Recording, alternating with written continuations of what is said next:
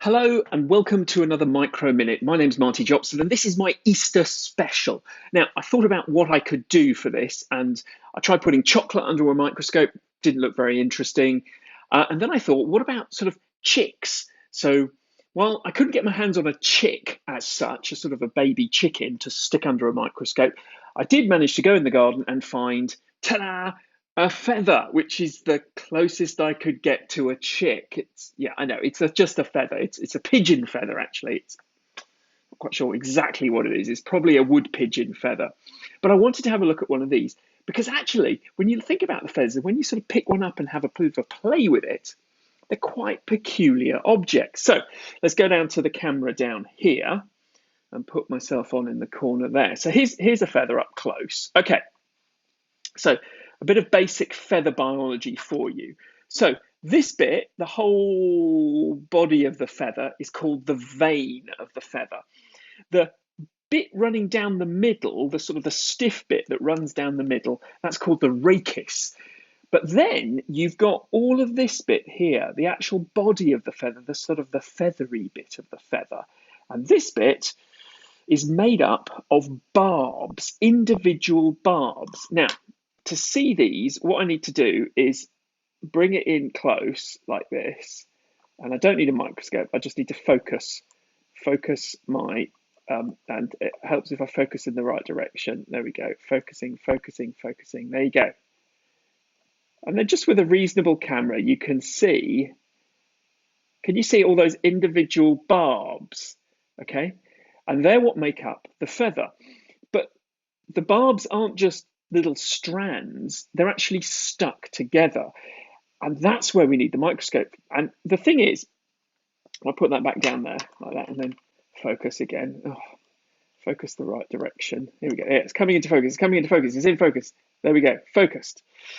The thing is, this structure is made from exactly the same material, keratin, as your hair and your fingernails.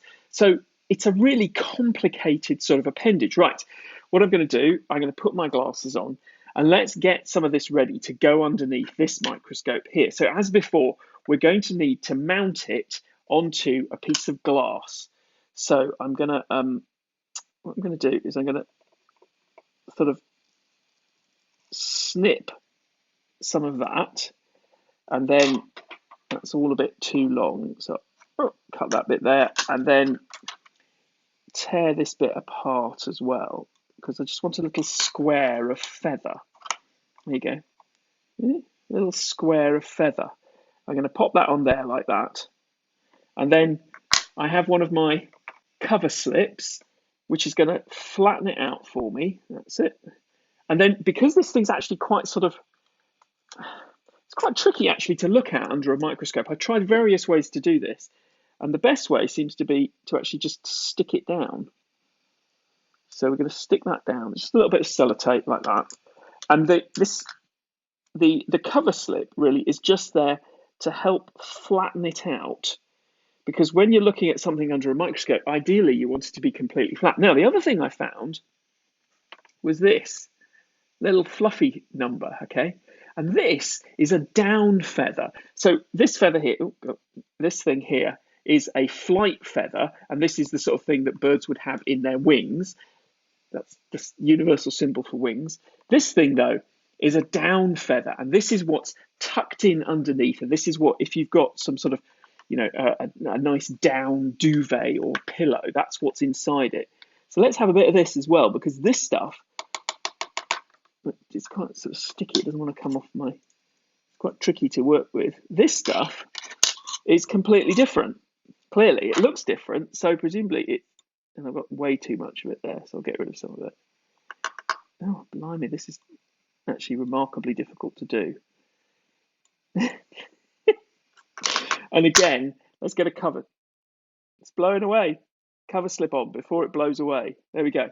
And again, stick it down with a couple of bits of tape, and then we can slap this all under the microscope. Okay, tape on there, and tape on there, and then we'll put this under the microscope. So I'll come out of that. Okay, and this is what you get when you put it under a microscope. Okay, That's kind of weird. I'll stick myself up in the corner there. That's it's kind of weird looking thing. Now, essentially, what we've got here is we have a long straight bit down the middle here and another one here. And these are the individual barbs. So do you remember when I just showed you that? All the barbs of the feather, so coming off the main rachis, the main bit in the middle, you've got the barbs, and then sticking out of these are more thinner bits. And these thinner bits are called barbules. Okay, so you've got barbs, and then coming out of the barbs are barbules. And then now this is the really cool bit. Now I need to go right to the edge for this. So I'll sort of scooch along to an edge like this. And then, oh yeah, look at that, look at that, look at that. Okay, so this is what it looks like when you get right out to the edge. It's a little bit difficult to see. I'll turn up the brightness ever so slightly. Ooh, there.